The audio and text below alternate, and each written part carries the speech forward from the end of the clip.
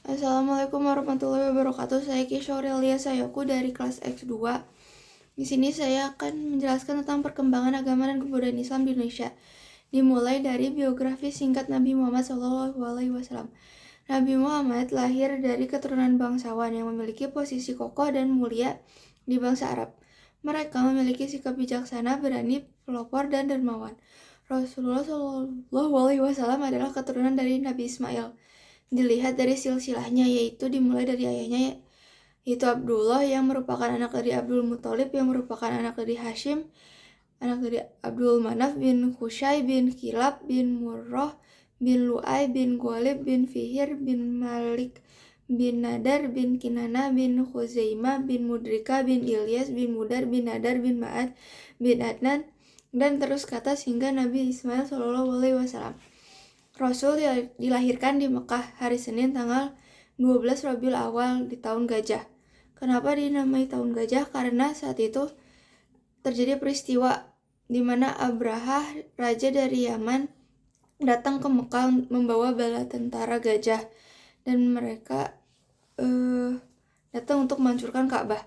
Nabi Muhammad disusui oleh 3 wanita. Yang pertama adalah ibunya, yaitu Aminah binti Wahab, lalu mantan budaknya Abu Lahab yaitu Suwaibah al-Aslamiyah, dan juga Halimah bintu Sa'diyah. Saat Nabi berusia 6-7 bulan, ayahnya wafat di Madinah.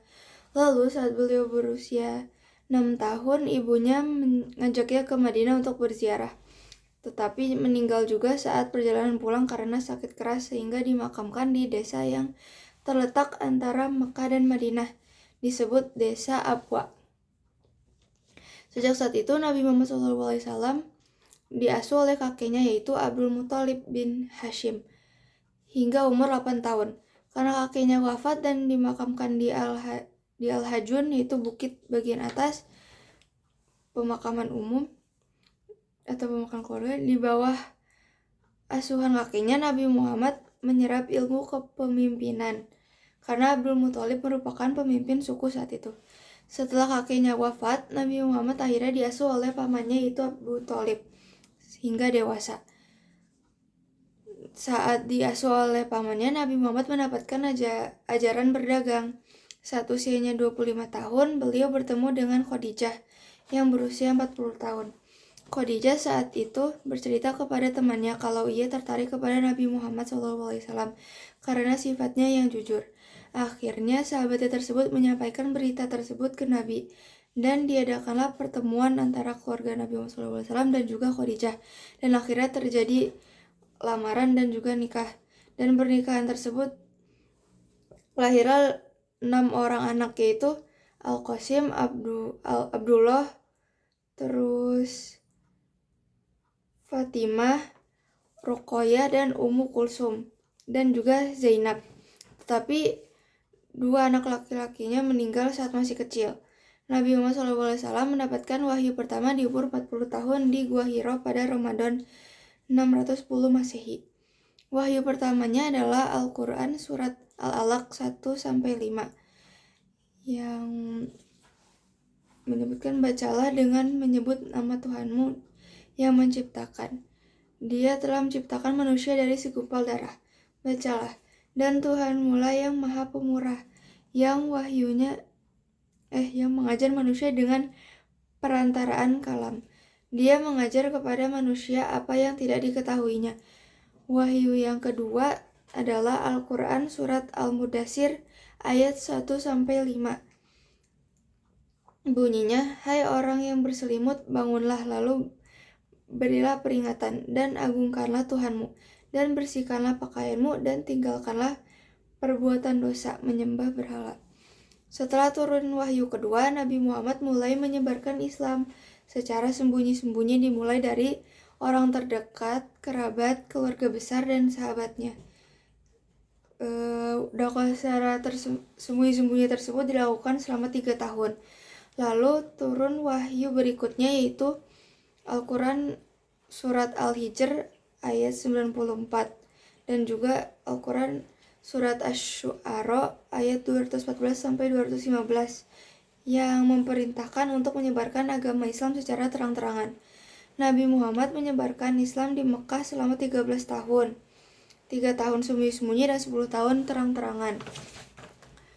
Lalu di kota Madinah selama 10 tahun. Sehingga total berdakwah selama 23 tahun. Nabi Muhammad SAW meninggal di usia 63 tahun karena sakit. Setelah itu, penyebaran agama Islam dilanjutkan oleh sahabatnya, yaitu Abu Bakar, dari 632 sampai tahun 634, lalu Umar bin Khattab, lalu Utsman bin Affan, dan Ali bin Abi Thalib, dan mereka disebut sebagai Khulafaur Rasyidin. Setelah itu saya akan menjelaskan tentang teori masuknya agama Islam ke Indonesia. Terdapat 3 teori. Yang pertama tuh teori Gujarat. Menurut teori Gujarat, Islam dibawa ke Nusantara oleh para pedagang sekitar abad ke-13 berasal dari Gujarat. Tokoh yang menyatakan teori ini ada 3, yaitu Snodgrass, W.F. Sutherland, dan B.H.M. Flake. Bukti dari teori ini adalah ditemukannya makam Malik al-Saleh dan juga Malik al-Saleh, Sultan Samudra Pasai pada tahun 1297 Masehi.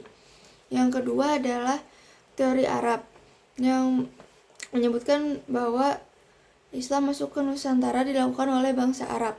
Bukti dari teori ini adalah ditemukannya perkampungan Arab di wilayah baru Sumatera pada abad ke-7 dan makam Fatimah binti Maimun pada tahun 1082 Masehi. Tokoh yang mengemukakan teori ini adalah J.C. Vandler, T.W. Arnold, dan juga Grunfeld. Yang terakhir adalah teori Persia yang menyebutkan Islam dibawa oleh pedagang Persia dari abad ke-7 hingga 13 Masehi. Tokoh yang mengemukakan ini ada Hussein Jajadiningrat, dan bukti yang memperkuat teori ini adalah adanya perayaan 10 Muharram di wilayah Bengkulu dan Sumatera Barat yang dikenal sebagai tradisi Tabut untuk mengenang cucu Nabi Muhammad yang bernama Husain bin Ali. Tradisi tersebut juga dikenal di Persia. Lalu ada beberapa saluran penyebaran Islam di Indonesia. Yang pertama ada perdagangan, yaitu dibawa oleh pedagang dari Arab, Persia, Gujarat. Mereka juga mendirikan perkampungan di dekat pelabuhan dan bandar perdagangan. Yang kedua adalah saluran perkawinan. Menurut saluran perkawinan, banyak pedagang muslim yang menetap dan ada yang menikahi putri raja atau bangsawan dengan syarat masuk Islam terlebih dahulu, sehingga agama Islam juga menyebar di antara kalangan kerajaan. Terus yang ketiga ada saluran tasawuf. Tasawuf itu ajaran ketuhanan yang sudah bercampur dengan hal mistik dan magis. Ajaran ini datang dari Persia dan dari India. Dan kalau di Indonesia biasanya berupa babat dan hikayat. Dan tasawuf ini sudah berkembang banyak di Jawa. Contoh ahli tasawuf di Indonesia adalah Sunan Bonang. Terus yang keempat ada pendidikan, yaitu mendirikan pondok pesantren yang melahirkan ahli-ahli dakwah yang akan menyebarkan agama Islam. Terus yang terakhir ada saluran seni budaya, yaitu ulama seperti Wali Songo menyebarkan agama Islam melalui pendekatan budaya agar mudah diterima oleh masyarakat sekitar. Contohnya adalah Sunan Bonang yang menulis syair berjudul Tombo Ati. Sekian dari saya, terima kasih. Wassalamualaikum warahmatullahi wabarakatuh.